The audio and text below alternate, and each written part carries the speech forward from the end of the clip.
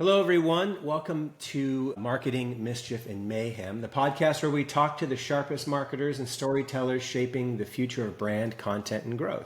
Today's guest is a powerhouse in all three. I'm really happy to be joined by Fara Rosenzweig. Fara's career spans 15 years leading brand, content, and go-to-market strategies for companies in the B2B, B2C, and pretty much everything in between. She scaled team, launched global campaigns, driven high-growth content engines, built brand authority from the ground up, and whether it's Series C startups or public companies, her background blends creative storytelling with serious marketing strategy, and she's been at the forefront of marketing AI, automation, and customer engagement before those were even buzzwords. So if you're curious how to build a content-led growth engine, turn your exec team into a media machine, and scale marketing with clarity and soul, this one's for you. Farah, thanks so much for joining me. I appreciate it. Thanks for having me on. That's quite the intro. Thank you.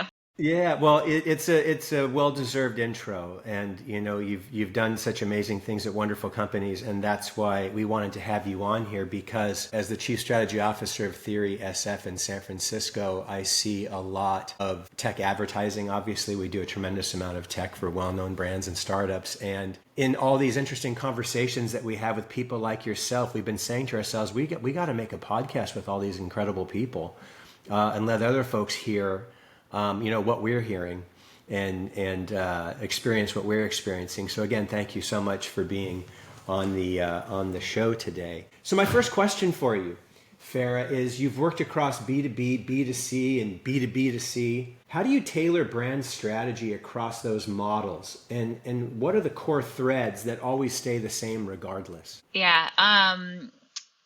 It's funny you asked this because I actually was having a conversation with someone about this earlier today. So the core function, or however you want to say it, is I really look at customers. Who are your audience? Really, for me, that's what I need to do first and foremost. I don't care if it's B2B, B2C, B2C, B2B2C, all the acronyms there. You have to know who your target audience is first and foremost in order to then build out your strategy. Because if you know who you're talking to, then you know what channels to go on. You know how to create your message. You know the type of person and what will resonate with them. So then you can create your brand persona and make them feel comfortable and trust your brand that way. So again, it doesn't really matter this B2B, B2C, any of that stuff. You have to first and foremost know who your customer is and where they are. And then everything else can then just kind of fill in the pockets that you need to fill out from that. So that's what I usually do when I come in, is just dig into who are we talking to, who's this product for, and then go from there. Well, let me ask you, that's interesting. Because many people have a preconceived idea that B2B and B2C are entirely different.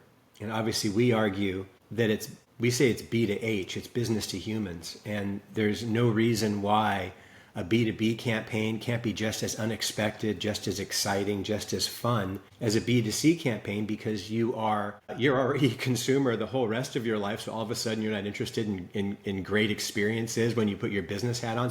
And then obviously engineering driven tech companies, I always laugh because I say that somebody lost the bet, an engineer lost the bet and now has to do marketing. And they kind of come in and say, well, marketing is a data sheet, right? Let's just tell them everything. So are you seeing that in your organizations? Are you thinking about marketing from the perspective of, is it really B2B or B2C, or does that even matter anymore? Are we in a new zone where it's basically all B2C at this point? So I love the B to H thing, business to human. I'm going to actually take that. Thank you. In the world of B2B marketing, I actually cringe when people say you're B2B only, not B2C, because to your point, you are marketing to humans. In the B2B world, we have personalities, we want experiences, we want to be entertained, we also want to be educated. So why are you creating brand experiences that are boring when at the end of the day, behind a computer screen, we're all human? And there's so much out there that you have to capture attention nowadays. Years ago, in the B2B space, you didn't have as many options, competition, whatever you want to say. Now there's a lot of noise in the space. So for brands to create that boring content or boring experience, they're not going to stand out. So you do have to create something that's going to resonate with people. And in my opinion, make it a wow experience. Yeah. Really, I personally don't see it as a B2B or B2C because at the end of the day, I'm creating a brand experience. Now, when I am talking to leadership or board members or anything, of course, I'm going to use the jargon B2B, B2C because I have to keep my job somehow. Between brand marketers and creatives, we all know at the end of the day, we have to create a great experience and something that's memorable, something that's going to spark emotion and curiosity. It doesn't matter what you're trying to sell. You have to create that community aspect and build trust. And how are you going to do that? So that's where I come from when I'm building that experience. You know, I laugh when you talk about data sheets and engineers and all that stuff. It is important. But at the end of the day, who's the decision maker? Who is going to be signing on the dotted line and giving money? And usually those are people that don't necessarily need to know the ins and outs and the details of things. They're the ones that need to be wowed and have that trust and that experience. So again, go back to your phrase, business to human. Create that experience where you can build that trust relationship and spark that curiosity. Well, that's interesting that you bring that up, that there's a desire for that. Because one of the things that we see when we share our approach with tech companies, especially younger ones, they don't necessarily have the dollars to invest, right? To get the Think Different campaign from Apple, that took a lot of money and a lot of time. And, startups that may have just got their funding, they apparently don't have time and they don't want to spend, too much on the marketing side. So they default to kind of the most basic, basic communications, frankly, that tend to end up being on the performance side, right? Because we got to show numbers. If we want to get our Series B, we got to show numbers. We got to show this is a real business model. And yet at the same time, they kind of just become a functional brand with functional communications, and they don't have those larger brand conceptual sort of positionings, right? And kind of beautiful brand work that makes people really feel the emotion. They default almost as part of best practice to go to functional communications that hopefully will pull somebody in and get them in our funnel somewhere so we can call them an MQL, right? So do you find that happening in your organization, or are you given kind of latitude with your management to ramp up more of the brand side to get to the feels, to get to the emotion? Or are you more in the, performance side because we have to do this or else I lose my job? I mean, there is a fine balance for sure. Yes, we need to be able to prove numbers and have that performance aspect of it. Yes, to keep your job for sure. But again, if I'm coming on board, you already know what you're getting. My background is that brand creative background. So I'm going to come in and push that brand experience as our foundation. I like to think long-term, big picture. Let's build the foundation of the business and marketing. And that is, how are we going to tell our story? Because without a story, none of those numbers are going to matter. That performance marketing is only going to go so far. And then you have a wall and you can't grow anymore. So sure, your first few months, let's throw these numbers out, but that's only going to get you maybe to your Series B, but then you're not building that trust. The numbers might tank. And what's going to get you through is that storytelling, your brand. Yeah, that trust that you're creating by creating that brand experience. So I think there is a fine balance and you can bring that into the mix, but you do need to build that brand persona and experience first and foremost. And that's how you're even going to tell the story through numbers too.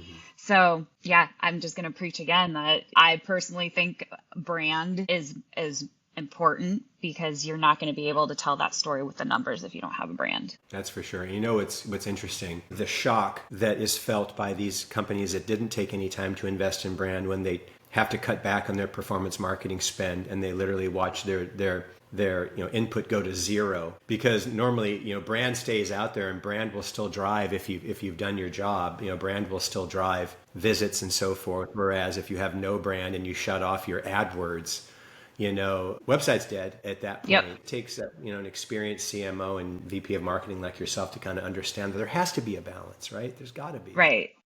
And to your point, I mean, from my experience, your experience, years in this space, as soon as you turn the money off from any type of ad spend, your traffic goes down. And what's bringing if you bring traffic into your website, what's getting people to click? It's the experience. It's what you're telling. It's the value that you're providing. It's that persona on a website, or it's when people are at an event and they're then talking about their brand and the value props. That's part of your storytelling. That's your brand messaging. It's not the numbers that you're putting on an ad that's driving people there. So as soon as that goes off, you're totally right. The numbers tank. So in order to save that, you do need to have that experience somehow mixed in there. I also don't think you need to have a large budget to build a brand. Yes, to wow people like your Apple campaign, or there's a million other campaigns where you spend millions and millions of dollars, but we could sit here and talk about campaigns that took a little budget to create a wow experience that's very memorable. They're one of the, I can't remember if it was Bitcoin or some crypto app, maybe Coinbase. I forget the app. Sorry about that. But I remember the commercial, On the Super Bowl. Yeah, a QR code. It just bounced. It just moved around the screen, and that was it. I think it was the highest. The ad, not only with more recall, people remembering it and wondering what it was, which got buzz and people talking, but also response. And that, in retrospect, it's a Super Bowl commercial. So yes, that cost a lot of money, but when you think about everything else mixed into it, that really didn't cost all that much compared to creating a commercial that cost millions of dollars and hiring an agency to create it and then the spend for the placement of it. Calm also has done great campaigns where they just put raindrops and that's all it is. And it says breathe in and breathe out for 10 seconds. That's their digital campaign that they used to do. So you don't necessarily have to spend millions beyond millions of dollars to create something. You know what I liked about that Calm ad was they were literally giving you a test drive or a taste of their actual brand experience. Right. That's what it was. And they're like, this is us. Do you like this stuff? Try it out. And that's kind of cool because it's something that you can actually do. And I'm seeing all the brown noise and the white noise and the green noise. And do you hear the difference? Not really, but it's super cool. I want to go check it out. Right. Yeah. And that's, that's kind of best case scenario, frankly. And they got me on that. They actually got me. Yeah. So let me transition to my next question. I know we can talk about this. We can just keep going around and around on this. When you're handed a blank canvas, right, a brand new brand, a new product or a new market, what's your first move? I mean, how do you structure a go-to-market plan literally from 0 to 1? What's first step? I'll go back to what I originally said. First step is to figure out who's the customer, who's the audience, who are we trying to help and solve a problem. And then I go talk to them first and foremost before I build out my strategy or the tactics to support whatever the ultimate strategy goal is. So that's the first step. Go talk to people. Even if you already know who your customer base is, within that customer, if you're launching a product or a feature or something, you need to know the specific challenge to create that talking point. What's that message? So go talk to them first, figure out, one, how do they talk? What's their rhetoric? What do they need? What is going to be something that will solve their pain point? And then you can, at that point, also test the waters a little bit and get real-time feedback on, we're thinking about, you can test out the story a little bit and pitch it that way and get the feedback on, yeah, that resonates. No, that doesn't resonate. If you have that opportunity to really lean into a network or your VIP customer base or something like that to build out your strategy. From that, you're able to learn where do they, I want to say live, but where do they hang out? What digital channels are they on to get their information? Where do they go? What events do they go to? And based off of all that information, then you can train, you can talk to your sales folks, your SDRs on, hey, this is how we want to talk. This is the type of content we want to create to give to you, to go out to the masses here. These are the channels that we want to put ad money into, or these are the channels that we want to create some organic type content. And this is the type of content we want to create. Talk to your leadership team. This is how I want you to talk. And what do you think about that? Maybe we can create some kind of roadshow or this or that. You can get creative on that. But at the end of the day, if you have to talk to customers first, prospects, whoever it is, to get that feedback to create all the other things that go with your go-to-market. Let me ask you on that point. We say that great creative comes from great strategy, right? And great strategy comes from great insights, which to me, I've always taken as we have to turn over a lot of rocks, right? And the problem is all of your competitors are turning over a lot of the same rocks and they're coming up with the same insights, right? So if they're using the same insights to develop their creative strategies and so forth, and we're using the same insights to do our strategy for creative, then we're all in the same zone again, right? We're all like flocking birds, following one another down whichever direction we're going. How deep do you go in terms of really talking to your customers? Because back in the day, brands would invest in full ethnographies where it was many hundreds of thousands of dollars. We're going to follow like 5 targets every day, all day long, right? And really learn what their world is like. And we're going to get super deep into it. How deep do you think you go in terms of talking to audiences? Would you just do like one-on-one sessions with them? Is it focus groups? Is it survey based? Like how do you find your insights and how deep do you dive to get to a fresh insight? I would say I do all of the above. Part of it depends on, one, how big is this launch? How much time am I needing to invest? Because my time is budget too. So there are some things that I have to take into consideration of how far I'm going to go into the trenches on that. But I will bring it back full circle. In order for you to stand out from your crowd, from the audience, you can dig in, do all this research, get the customer insights. Yes, you're going to eventually have similar stats, all that stuff. But if you create a unique brand persona, that's going to dictate how you are going to talk. And is what's going to make you stand out from your competition, because you're sticking to your brand persona and adhering to, this is how our personality is going to talk. This is how we want to say that this is the value benefit, whether if you want to choose corporate jargon or you want to choose street slang language, it's up to you how you want to do that. But that's what's going to make you stand out, because you have these guidelines on how to talk and how to create your content. And it doesn't matter if you can go into, these study groups, whatever it is, you'll get that information and then be able to put it into your voice and your story that way. Okay. Thank you. So at Zeals, you're operating at the intersection of AI and customer experience. How do you approach positioning when you're marketing technology that's still evolving completely in like the customer's understanding of it? It's like a moving target, right? With how fast technology is evolving. So how do you handle that? That is really challenging for sure. AI is a fast moving space. And think about it, a year ago, even 2 years ago, when it first came out, is completely, I don't want to say different, but it's just evolved to something completely different than what we once thought it was. But so to stay ahead of the game, or to stay in the know of it, I'm constantly reading up, constantly talking to my product team on where are we going? What is our roadmap? What are we looking at? So instead of thinking today, I have to think big picture. What is, I don't want to say evergreen, but what can resonate in 6 months from now with that technology? So really working with your product team on that and understanding the roadmap and figuring out that message early on will help you stay ahead of the game with evolving technology. Certain industries are very behind when it comes to technology. So if you're in an industry that isn't so tech forward, then I think you're totally golden when you're working with technology that's very fast paced, because your audience is not, I don't know if trust isn't the right word, but they're not ready for that type of technology. But when you're in a space where they need technology, and they're in the know of that, then you do need to be able to understand that language and speak to them. And I like to lean on, this is in our product roadmap. So this is where we are today. And then this feature or product is going to evolve in 6 months or in Q4, whatever that is, because, you're paying us for this fast evolving technology, which is going to help you solve XYZ and whatever. So you have to kind of massage some of the language a little bit.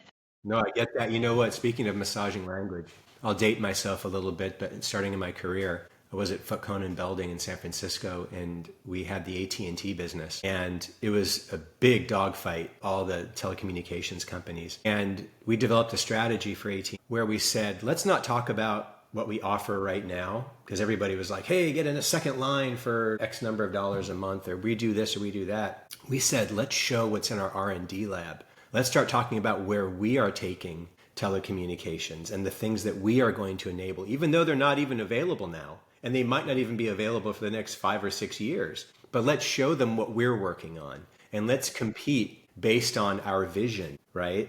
It's an old campaign. It's called the AT&T You Will campaign, and the campaign said, like, soon you'll be able to receive a fax on a mountaintop or make a cell phone call from deep in the rainforest, like just stuff that people frankly aren't even looking for. But it was about vision, right? So literally it was communications around what we are going to be enabling for you. So whose team do you want to be on? Right? You can get a second line from Sprint or whoever it was at the time for X dollars a month, or you could be partnered with the people that are going to bring you all kinds of new technologies, because this is what we're developing. So I always kept that in the back of my mind, because I felt it was very powerful. AT&T ended up winning significantly, and there was a lot of complaining, obviously, from the competitors. It's not fair. And it really wasn't, but marketing isn't fair, right? In fact, at Theory ASF, we say we want to find out what your unfair competitive advantage is, and that's what we're going to lean into, right? Mm-hmm. So that kind of reminds me of that, in that particular space where fast-moving technology, it feels like you talk vision at that point. It feels like you talk conceptually what this is going to enable versus really where the rubber meets the road, right? Totally. Yeah. And so when you partner with your product team, work closely, you understand what the next year will look like. And that's what you can bring into your message. And when you're presenting different sales pitches, it's like, hey, what's the value of this? You're paying for this working right now, but then it's going to evolve to this. And by the time we get you onboarded, set up and all that stuff, you're going to be here already. So just think about how this is going to help you and save you and outbeat your competition. Mm-hmm. Yeah. You're trying to make them be the hero. Yeah. Yeah. So you've led marketing during moments of hypergrowth and funding rounds. How do you balance storytelling with the hard metrics your investors want to see? That's a challenge. That is a challenge. Well, one, you have to create, I learned this from my mentor, you create similar stories, but one story is for the board, for the investors, and the other one is for your audience. Wait, talk about that. How do you mean? Talk about that. See, that's a secret. So tell me about it. I mean, investors need to know revenue growth. They need to know that stuff. Your audience, they don't need to know that. They need to know, is the product going to work, and how is that going to help them with their revenue challenge? So when you're talking about forecasting or anything like that, that's what the investors need. So you tell your story with, this is where we are today. This is where we're forecasting. This is what we've been able to drive in. You talk numbers, ROI. They want their money back somehow. So you have to position yourself and share that from the investor side of things. But think about, yeah, it's great, your business is growing, but at the end of the day, I want to make sure if that product works for me. So why am I going to invest in something that maybe has 10x growth, but the product sucks and it's not going to help me with what my challenge is? So I don't care. I don't need to buy what everyone else is buying. I need to buy what works for me. So that's when you can create your foundation, sure, but the talking points, the stats, you're going to take certain numbers and share with your target audience, and you're going to take the revenue numbers and share that with your board or your investors. Let me ask you, to put a finer point on it, in terms of balancing storytelling, let's just call that brand. Let's call it brand. And the hard metrics investors want to see, right? Do you find that you have to be in that board meeting representing what our proposed campaign is going to be, and do you feel that you have to defend any spend in brand at that level versus performance when you're now dealing at your board level or your VCs or whoever's there, the rulers, if you will, the rulers of the dollar? Have you had to have those kind of conversations of have to carve out X amount to do brand, period? There's just no to that. Are you having those kind of conversations? Yeah, you do have to have some of those conversations. You say, this is what we're doing from a brand perspective, and we're forecasting X amount of growth in the share of space. And you can forecast, if we grow in this space and we then own 60% of shares or 75%, then we can forecast X amount of traffic, which then can transition into SQLs, which then can then buy. We know it takes average X amount of days to close a deal and blah, blah, blah. So then you go down that cycle. So you need to share a little bit about if we're creating this brand experience and we're investing X amount of dollars, you can show your ROI. It is a little bit longer, but you can show that investing in brand will help in the big picture. Additionally, you can say if we don't do this, that's totally fine, but then look at what our competition is doing. Mm-hmm. And this is what they're doing. And then you can show the models of your circle and the share of space go down and they go up. And then there's a whole other avenue of where then they win in traffic, SQLs, and all the other things. So it's definitely a fine balance of saying, if we invest X amount of dollars into brand, we can forecast X, Y, Z, which will support our performance. Right. Okay, let's switch gears. This is kind of a fun question. If you had to start a marketing organization today from scratch and you just got 5 hires, that's all you got. Who are they? What do they do? And why those particular roles first? You get 5 hires. 5 hires. Who you hiring? 5 hires. Who are they? What do they do? And why them? Great question. So I'm definitely stuck on operations, marketing ops right now. You need to have that set up. As much as a creative as I am, I do like to look at dashboards and understand just metrics to help me make a better decision on what channels are we going to invest in? What do we want to talk about? All that stuff. I find it is a lot to set up automation, to set up those dashboards, all that stuff. So that's not a skill strength of mine. So I'm hiring people that can help me in the areas where it takes me a little bit longer. Again, I said earlier, my time is valuable. It costs the business X amount of dollars. So where do I excel and where can I move quickly? So I'm not wasting business. So operations, not my strong suit. I would hire someone in that area. I would look at what other areas of the marketing function do I need to invest in and reflect on, is that a strength of mine or is that an area where I can find someone strong suited to fast track that? So maybe that's it could be a product marketing side of things or customer marketing or maybe even paid marketing, just because paid, you do have to constantly go in there and evaluate and make tweaks. And there are a lot of different channels when you're thinking about paid. So do I have enough time? I question, do I have enough time to go into all these different channels to review and adjust and pause and monitor which ad are we going and which messaging, H2, whatever works for us and doesn't work. So those could be some areas where I would want to hire first. I definitely want to leave room for the creative side of things. Who's going to help support the brand experience? Who's going to help expedite the content? There are many channels where you have to create content. 1, your sales channel. 2, your social media channels. 3, your webinar channel, events. There's content and creative there. So I have to really think through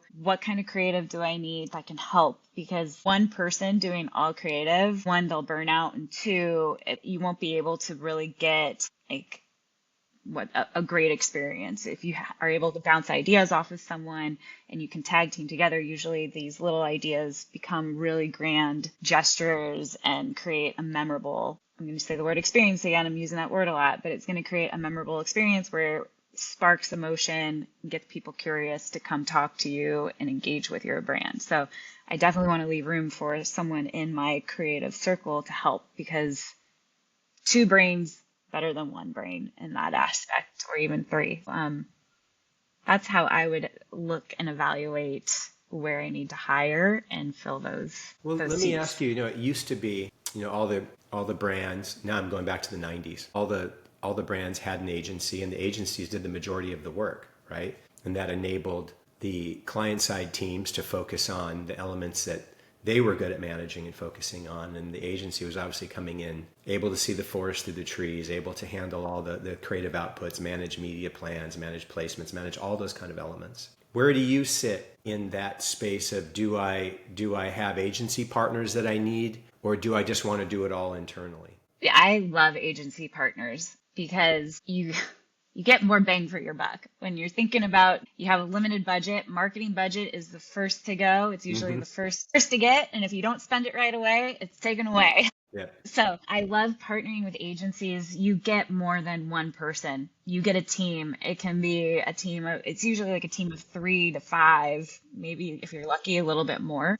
When you think about that, that usually costs the same amount as a head count. Hmm. So Yeah. if I can get an agency with 5 people versus one person internally, I'm probably going to lean more towards the agency side of things Hmm. because you have all these brilliant people in one table supporting your brand, coming up with these really great ideas. And if you're successful, then they're successful. So they're going to do what they can to help your brand be memorable or whatever area of marketing that you need to be successful. So then they can say, hey, we did XYZ with this company. Right, right. Awesome. Okay, now we're going to give you a moment to show off a little bit, Farah. Here we go. What's a campaign or a brand moment that you've led that still makes you proud? And what was the spark maybe that even made you think of it, or what made it resonate? There's There's so many. there's I just can't even pick one. No, I do have, there's been a lot of fun campaigns that I've worked on. If we're talking performance driven campaign, we did a free video course that was inside the product, and we created like 56 videos within 3 or 4 months. So that's a beast of a project, but to get people to really understand the product and how to use it. And we did it in a fun way. It wasn't just here, this is how you do it. We brought in really great personalities to make these videos engaging. And then when you talk performance, then we reduced churn and we increased activation. So I'm very proud of that.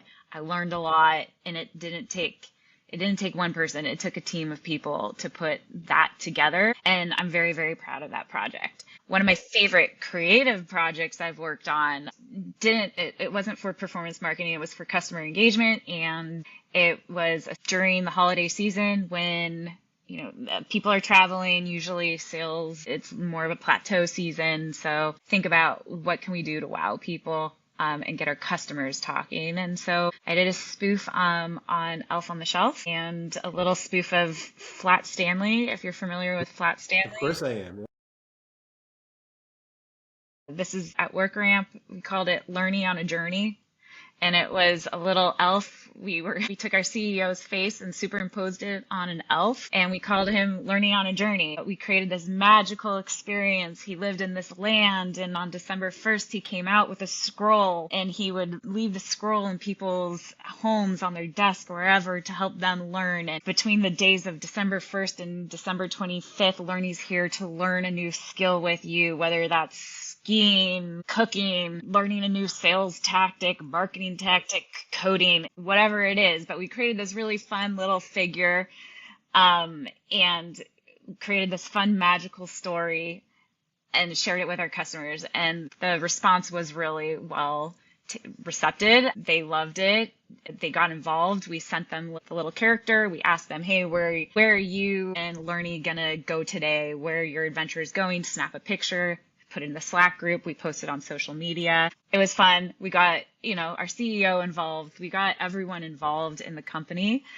And how I got the idea, I was babysitting my best friend's son. We were eating, I can't remember if we were eating breakfast or dinner, but it was around the end of October, beginning of November, and we were just reading different children's books. And the light bulb went on that Elf on the Shelf is coming up soon. And I was like, how can I do something with that that's very magical? And then I was like writing down different things that went with learning. And I have a group of creative people in like my phone, we have a group chat going on. And I was like, what are some learning puns? And we would just do wordplay all day long. And eventually I think I was like cleaning dinner or something. And I was like, oh, we could do like learning on a journey type thing. And the story just came to me from there. It's like a mystical land. I think I watched Elf that night to get the inspiration of his journey when he went through Candyland and this and that, because I took some of that story into the journey of how Learny left his home and came to the magical land of learning and all that stuff. It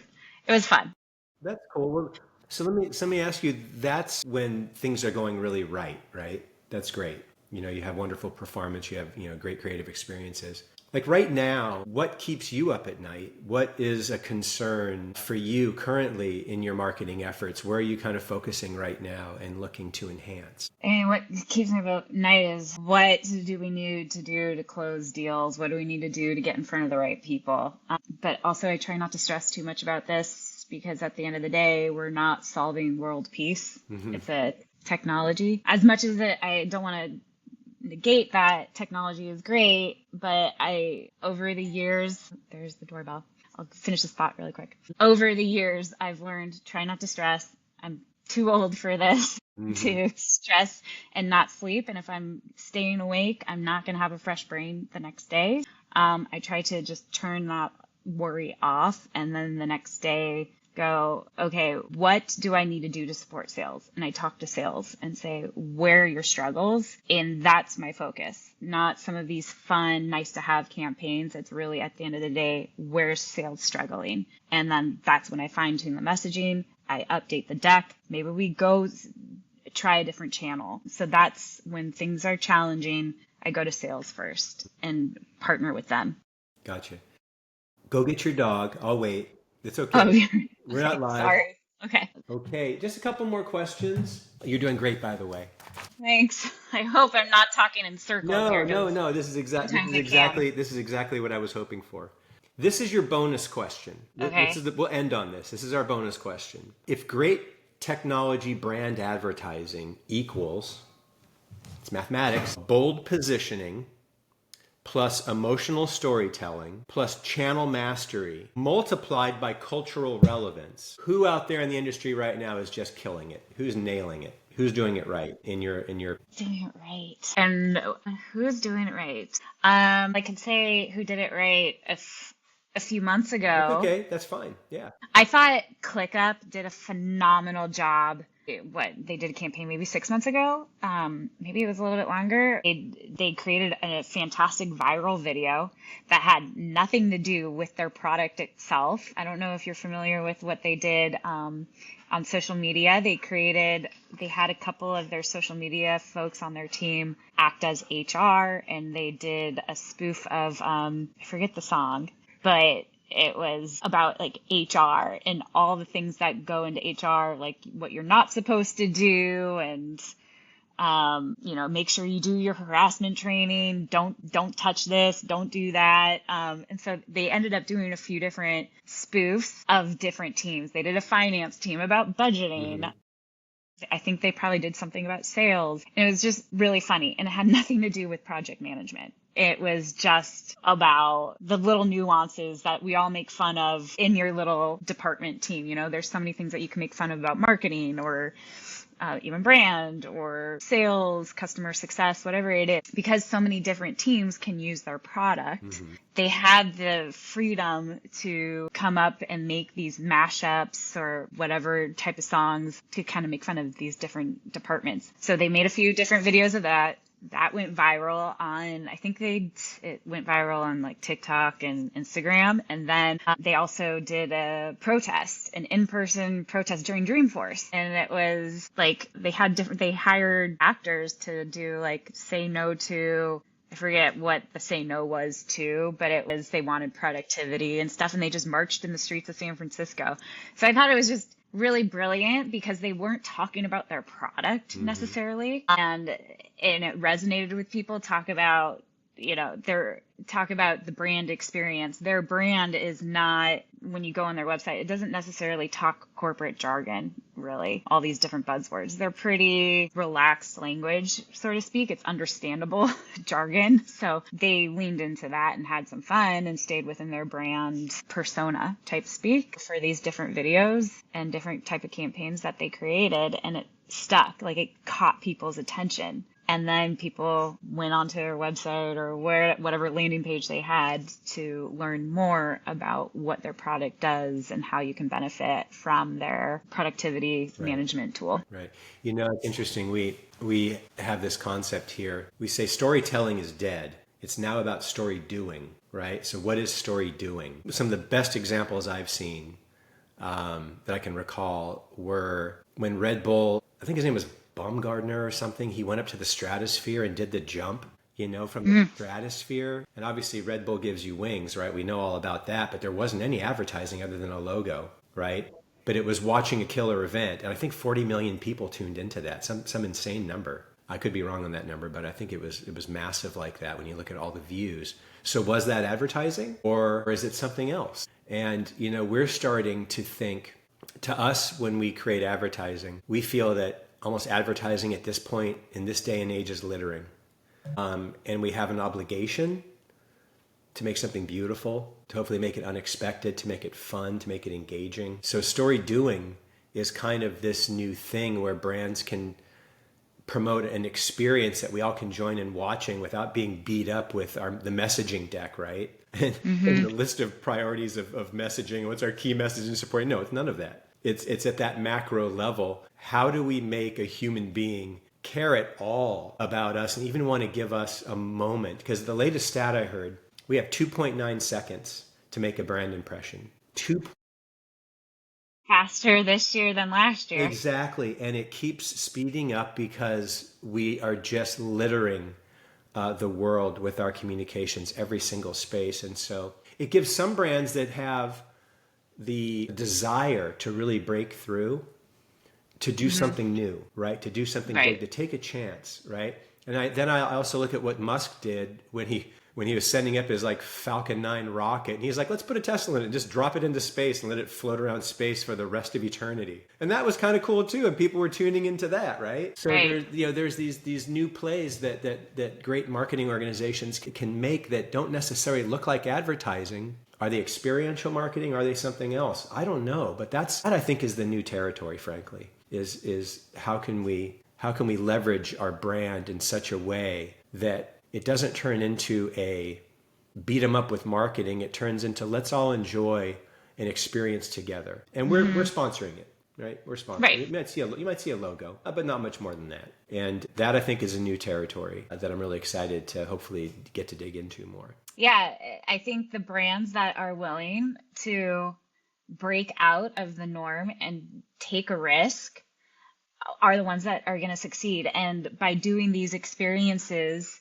it is somewhat of a brand because you have to create some kind of experience that will full circle tie back to your brand. But at the end of the day, it's sparking curiosity, right? Sparking that emotion. And that's what brand and storytelling does. It creates some sort of emotional experience that resonate with people. And then they go, I want to know more about this because it touched me here. Exactly. And then they go, oh, they get me. I want to learn more. I'm going to click the demo button. Yes. Or I'm going to the purchase or the free trial button, whatever that is. So even doing some kind of experience like the Red Bull experience you talked about, that is in a way tied to a brand because Red Bull does give you wings. That is somehow tied into flying wings. They're an adventure junkie brand. That is definitely a terrifying stunt. I would never do that, but hey, go for it. And I know that is part of their brand, their brand storytelling type thing, the person you want to be. Yeah. So yeah, you got to make noise. You got to try something different because just talking about product is, sorry, this is going to be so bad, but it's so boring. It is, exactly. Let's talk about product when I'm ready to talk about product. But I want to know who's creating some fun. I want to know, what is the value that you guys are bringing to the space? Meaning, are you fun? Or do you take your product seriously?